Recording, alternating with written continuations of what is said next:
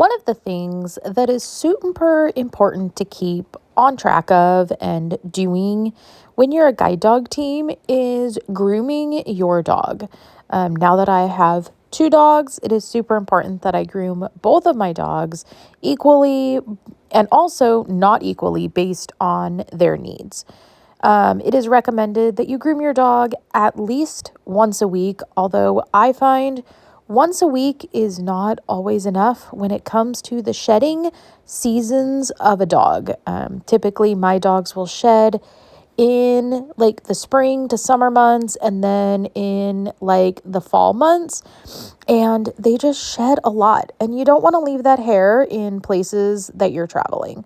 So it is super important to continue grooming your dog, just getting rid of any of the excess hair.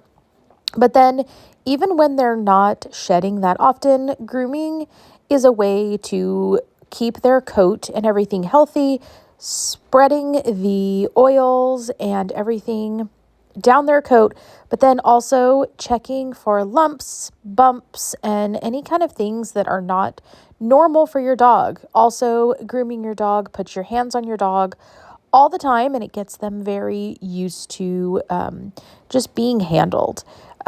Grooming for a lot of people is a bonding experience, and I definitely would not say for me it is. I've never really liked grooming my dogs, but I know it is necessary.